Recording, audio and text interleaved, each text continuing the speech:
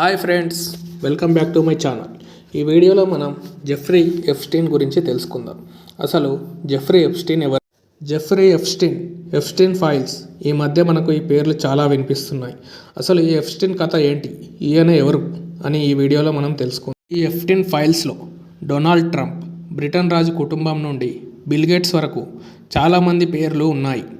మరి ఇన్ని పెద్ద పేర్లు ఉన్నాయి కాబట్టి ప్రపంచమంతా దీని గురించి చర్చించడంలో ఆశ్చర్యం లేదు. ఇంతకీ ఎప్స్టీన్ ఎవరు? ఎప్స్టీన్ ఫైల్స్ అంటే ఏమిటి?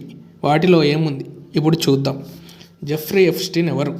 జెఫ్రీ ఎప్స్టీన్ ఫైనాన్షియర్, అమెరికాలో మంచి పలుకుబడి ఉన్న వ్యక్తి. న్యూయార్క్లో పుట్టి పెరిగాడు. 1970లో డెక్టన్ స్కూల్లో వర్క్ చేశాడు. 2005లో ఫ్లోరిడాలోని పామ్ బీచ్లో తన నివాసంలో ఎప్స్టీన్ 14 ఏళ్ల అమ్మాయిని లైంగికంగా వేధించాడని ఆ అమ్మాయి అమ్మానాన్నలు పోలీసులకు కంప్లైంట్ చేశారు. పోలీసులు ఆ ఇంటికి వెళ్ళి తనిఖీలు చేసినప్పుడు ఇల్లంతా అమ్మాయిలు, పిల్లల ఫొటోస్లో కనిపించాయి. ఆ కేసులో దోషిగా తేలిన ఎప్స్టీన్ను సెక్స్ ఆఫ్ ఇంటమ్స్ జాబితాలో చేర్చారు.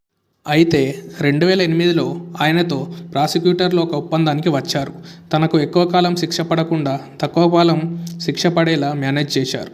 మళ్ళీ 11 ఏళ్ల తర్వాత మైనర్ బాలికను లైంగికంగా దోపిడీ చేసే ఒక విస్తృత నెట్వర్క్ను నడిపినట్టు ఎప్స్టీన్పై ఆరోపణలు వచ్చాయి.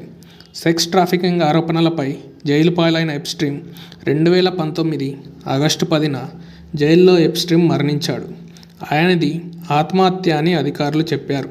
ఆయన మరణంపై లాయర్లు మరికొందరు అనుమానం వ్యక్తం చేశారు. ఆ తర్వాత చాలామంది బాలికలు ముందుకు వచ్చి తాము వేధింపులకు గురి అయ్యామని, దీంతో ఈ కేసు పెద్దదైంది. పోలీసులు ఈ కేసు విచారణ సందర్భంగా చాలా చోట్ల సోదాలు చేశారు.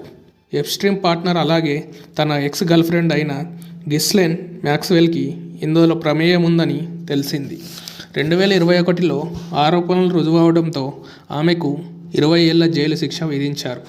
2025లో అమెరికా న్యాయశాఖ విడుదల చేసిన మెమో ప్రకారం 300 గిగాబైట్లకు పైగా డేటాను పోలీసులు సేకరించారు.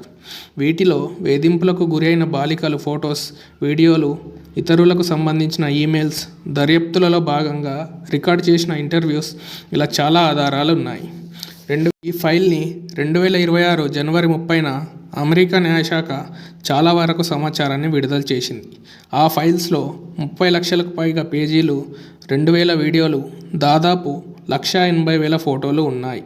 ఈ ఫైల్స్లో Trump, Bill Clinton, Bill Gates, Prince Andrew మరియు మైకేల్ జాక్సన్ వంటి అనేక మంది ప్రముఖుల పేర్లు ప్రస్తావనలు వచ్చాయి. ఇందులో భారతీయుల ప్రముఖుల పేర్లు కూడా ఉన్నాయి. పారిశ్రామికవేత్త అనిల్ అంబానీ, అప్పటి బీజేపీ నేత హర్దీప్ సింగ్ పూరి. అయితే భారత ప్రధాని మోడీ పేరు కూడా ఎప్స్టీన్ ఫైల్స్లో ఉందని, మోడీ ఆయన సలహాలు తీసుకున్నాడని కాంగ్రెస్ పార్టీ ఆరోపించింది. అయితే భారత విదేశాంగ శాఖ దీన్ని ఖండించింది. మోడీ ఇజ్రాయిల్ పర్యటన గురించి అందులో ఉందని తెలిపింది. మనం ఇక్కడ గుర్తుపెట్టుకోవాల్సిన విషయం ఏంటంటే, ఈ ఫైల్స్లో పేరున్న ప్రతి ఒక్కరూ నేరస్తులని కాదు, చట్టపరంగా నేరం రుజువైన వారు మాత్రమే దోషులు.